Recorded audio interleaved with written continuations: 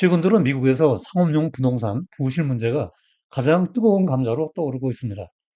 연준이 2년 전부터 추진해온 역대 초고속 금리 인상 대행진의 여파인데요. 모기지 금리가 닷컴 버블 붕괴 당시인 2001년 이래 최고 수준으로 폭등했습니다.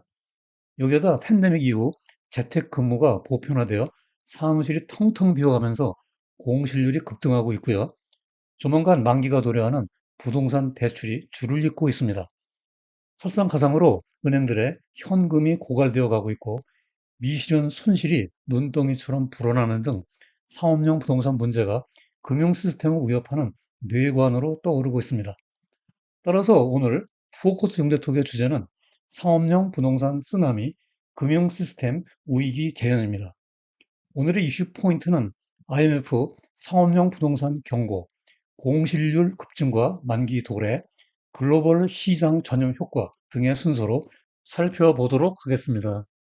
자, 이제 그러면 그 상세한 이야기 속으로 들어가 보겠습니다. 안녕하세요. 포커싱 노트의 우보 박사입니다. 오늘은 먼저 지난주에 상하원 청문회에 출석한 제닛 옐런 재무부 장관의 상업용 부동산 문제에 대한 발언 내용으로 시작해 보도록 하겠습니다. 옐런 장관은 화요일과 목요일 연달아 하원과 상원의 은행위원회에 출석하여 현안에 대한 증언을 했는데요.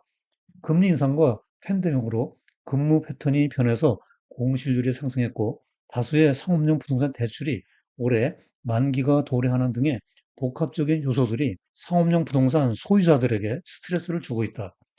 이 문제로 상당히 압박을 받고 있는 금융기관들이 있어 우려스럽기는 하지만 당국이 여기에 상당히 집중하고 있기 때문에 적절한 관리가 가능하다고 생각한다라는 것이 발언 요지였습니다. 즉 옐런 장관의 발언을 정리하면 상업용 부동산 문제가 염려되기는 하지만 금융 시스템 위기로 확산되지는 않을 것이라고 장담하고 있는 것입니다. 그러나 IMF의 이코노미스트는 달랐습니다. IMF의 통화정책과 자본시장 팀에 근무하는 전문가들의 분석에 따르면 미국에서 많은 투자자들이 경기 연착륙을 기대하고 있지만 상업용 부동산 문제가 커다란 리스크로 잠복되어 있다라고 경고했습니다.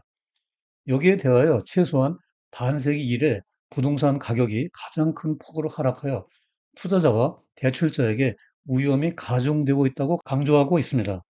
IMF의 이러한 평가는 오른쪽 그래프를 보면 좀 더 실감나게 이해할 수 있는데요. 과거 1967년부터 57년간 연준의 긴축 통화정책 사이클과 상업용 부동산 가격 지수와의 관계를 분석한 자료입니다. 이 그래프에서 보듯이 가장 최근에 2022, 2023년 사이 금리 인상 사이클 기간 중 상업용 부동산이 11%나 폭락하여 지난 반세기 동안 가장 가파르게 하락한 팩트를 확인할 수 있습니다. 심지어 1980년대 초 기준금리를 20%로 끌어올린 인플레이션 파이터 폴 볼커 시대보다도 더 큰 폭의 하락률을 기록하고 있습니다. 이러한 상황에서 지난달 말 뉴욕 증시에서 큰 일이 터졌습니다. 바로 뉴욕에 영업 기반을 두고 있는 NYCB 은행이 4분기 실적을 발표하자마자 주가가 곤두박질 쳤는데요.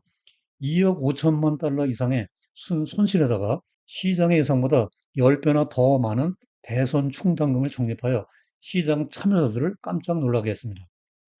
무디스는 곧바로 이 은행의 신용 등급을 2단계 낮은 BA2 정크 수준으로 강등시켰고요. 이 은행 주가는 일주일간 마이너스 60% 폭락했고요. 이는 2000년 이래 최저치였습니다. 이 은행은 작년 3월 은행 위기 때 파산한 시그니처 은행을 인수한 은행이라서 시장에 불안감을 가중시켰습니다. 오른쪽 그래프에서 지역은행 지수를 추종하는 KRE ETF도 같은 기간 중 11% 하락했습니다. 다행히 지난주 후반에 NYCB와 KRE 주가가 하락폭을 일부 만회하긴 했지만 아직 안심하기에는 이릅니다. 기술적 반등 가능성이 높기 때문이죠. 이상의 시장에서 발생한 이벤트는 어쩌면 당연한 결과인지도 모르겠습니다. 1983년 이래 연준의 긴축 사이클에서 가장 최근에 2022, 2023년이 역대급 초고속 금리 인상 대행진이었기 때문이죠. 팬데믹 이후 제로에서 무려 기준금리를 상단 5.5%로 끌어올렸잖아요. 금리 인상 속도는 가장 빨랐고 크기도 최대였습니다. 결과적으로 오른쪽 그래프에서 보듯이 30년 만기 모기지 금리는 작년 10월 7.8%로 수직 상승하여 닷컴 버블 붕괴 당시인 2001년 이래 최고 수준으로 치솟았습니다. 모기지 금리가 상승하면 신규 대출 수요가 감소할 뿐만 아니라 만기가 도래하는 부동산 대출의 대환, 리파이낸싱 금리를 높여 차입 비용이 덩달아 상승하게 됩니다. 이는 대출의 연체율을 높이게 되므로 상업용 부동산이 부실화되는 것은 불을 보듯 뻔합니다. 작년 3월 실리콘밸리 은행 SVB 파산으로 시작된 은행 위기는 지역은행들의 미실현 손실로 촉발되었습니다. 즉, 은행들이 저금리 시대에 매입하여 자산으로 보유하고 있던 국채와 주택담보부 채권 MBS의 시장 가치가 시장금리 상승으로 급락했기 때문이죠. 저의 채널을 꾸준히 시청하신 분들은 채권의 시장 가치와 금리가 반대 방향으로 움직이는 것은 이제 기본 지식으로 이해하고 계시죠. 여기 그래프에서 보듯이 연준이 금리 인상에 착수한 2022년 3월부터 은행의 미실현 손실이 눈덩이처럼 불어나기 시작했습니다. 작년 3분기 말 은행들의 미실현 손실은 6,840억 달러에 달합니다. 우리 돈으로 무려 약 900조 원이 넘습니다. 이것은 우리나라 1년 예산의 1.5배 정도 되는 엄청난 크기의 돈입니다. 이 금액은 은행 자본금의 33%로 2008년 서브프라임 위기 때보다도 6배나 넘는 규모입니다. 다행히 SVB 사태 이후 연준이 긴급 구제자금 프로그램, 즉 BTFP를 도입하여 지금까지 가까스로 버텨왔습니다. 여기에다 임대 사무실이 텅텅 비어가고 있습니다. 사무실 공실률이 19.6%로 1979년 이래 최고 수준인데요. 5개 사무실 중 하나가 비어 있다는 것이죠. 이러한 결과는 코로나 팬데믹 이후 달라진 재택근무 트렌드인 것으로 풀이됩니다. 오른쪽 그래프에서 보듯이 세계적으로 48%의 직장인들 사이에서 재택 또는 하이브리드 근무가 보편화되고 있습니다. 이러한 경향은 미국에서 더욱 강하게 나타나고 있는데요. 미국의 지식 근로자 중 51%가 하이브리드, 20%가 원격 근무를 선호한다고 합니다. 즉 10명이면 7명이 풀타임으로 사무실 근무를 하지 않게 된다는 것이죠. 이러한 사무실의 공실률 급증은 상업용 부동산의 부실화를 더욱 부채질하고 있습니다. 설상가상으로 조만간 만기가 돌아오는 상업용 부동산 대출이 만만치 않습니다. 앞으로 2028년까지 약 1조 4천억 달러의 대출이 만기가 됩니다. 만기가 되면 두 가지 옵션이 있는데요. 즉, 대출을 상환하거나 대환, 즉, 리파이낸싱 하는 것이죠. 대출을 상환할 돈이 있으면 문제가 없겠지만 대부분의 상업용 부동산은 대환하게 됩니다. 이때 두 가지 문제가 있는데요. 하나는 부동산 가격의 하락으로 담보 가치가 축소되고 다른 하나는 대환할 때 급등한 모기지 금리로 신규 대출 금리가 엄청나게 높아진다는 것입니다. 상환이나 대환이 되지 않아 이러지도 저러지도 못하면 연체가 될 수밖에 없고 연체율 증가는 고스란히 금융기관의 건전성 악화로 이어지게 됩니다. 월가에서 시장 전문가들이 상업용 부동산 문제를 심각하게 바라다보는 요인에는 이것들 뿐만이 아닙니다. 여기 그래프는 블룸버그 자료인데요. 왼쪽에서 녹색과 청색선은 대형은행과 소형은행들의 자산 대비 현금 보유 비율을 각각 나타내고 있습니다. 녹색의 대형은행 현금 보유량은 양호합니다. 문제는 빨간색 선인데요. 은행 긴급자금 지원 프로그램, 즉 BTFP가 도입되지 않았을 때 소형은행들의 현금 보유 비율은 0.04로 급락하게 됩니다. 이것은 바로 BTFP가 없었더라면 이미 파산한 지역은행들이 많이 있을 수 있다는 것을 시사하고 있습니다.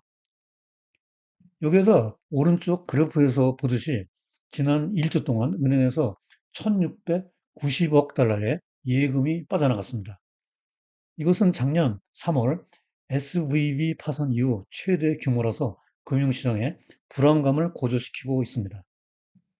이런 상황에서 연준은 최근 보도자료를 통해 작년 3월 SVB 파산으로 인한 은행 위기를 수습하기 위해 도입한 BTFP를 다음 달 3월 11일에 종료할 예정이라고 선언했습니다. BTFP는 도입 초기에 급증하고 보합세를 유지하다가 지난 12월부터 다시 증가하고 있습니다.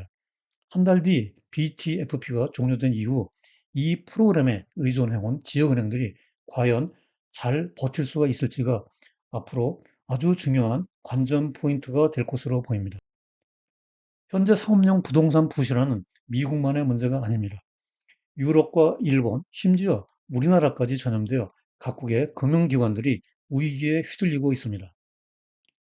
독일의 도이치방크가 4분기 대선 충당금을 전년 대비 4배로 확대했고요. 일본의 아오조라 은행의 주가가 미국의 NYCB 은행 사태 이후 이틀 만에 34% 하락했고 CEO가 사임했습니다. 우리나라 연기금, 증권, 보험사들도 비상입니다. 55조 5천억 원의 해외 부동산 대체 투자가 상업용 부동산 부실 우려가 큰 미국과 유럽에 집중되어 있기 때문입니다.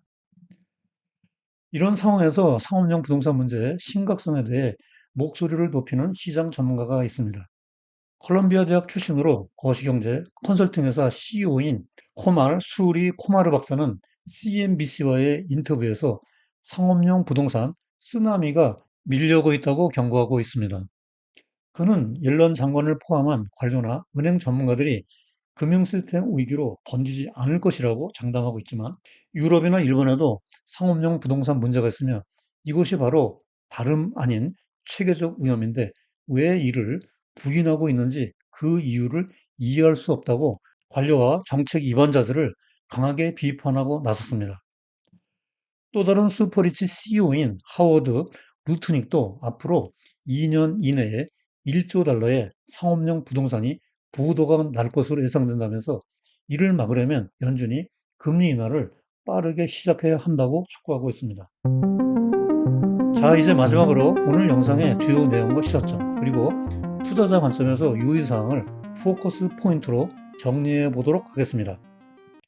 첫째로 최근 IMF는 연준의 2022년 3월부터 초고속 금리 인상 이래 모기지 금리가 폭등했고 그 결과 역대 가장 큰 폭인 마이너스 11%로 하락한 미국 상업용 부동산 문제를 경고했다.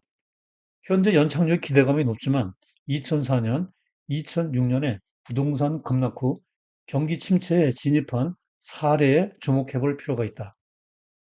둘째로 미국 상업용 부동산은 재택근무 보편화로 공실률이 급증하고 있는 가운데 2028년까지 1조 4천억 달러의 대출의 만기가 도래하고 있으며 다음 달부터 BTFP 종료 시 눈덩이처럼 불어나는 은행 미실현 손실에 대한 대책의 부재로 제2의 SV 사태가 우려되고 있다.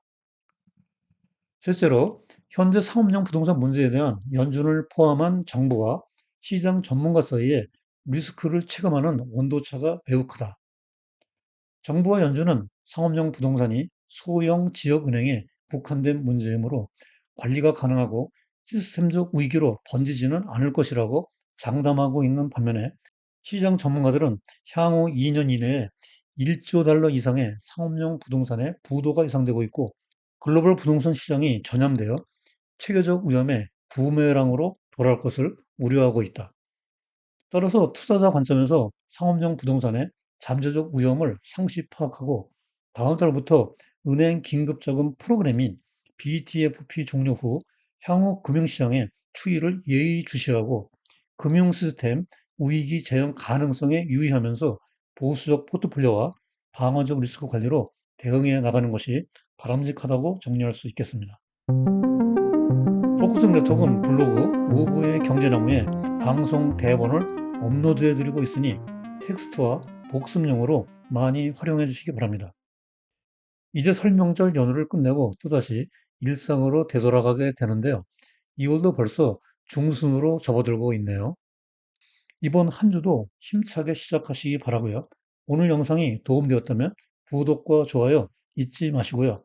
다음에도 여러분들의 글로벌 경제식을 넓히고 투자 생활에 힘과 도움이 되는 더욱 유익한 영상으로 또다시 찾아뵙겠습니다. 오늘도 끝까지 시청해 주셔서 대단히 감사합니다.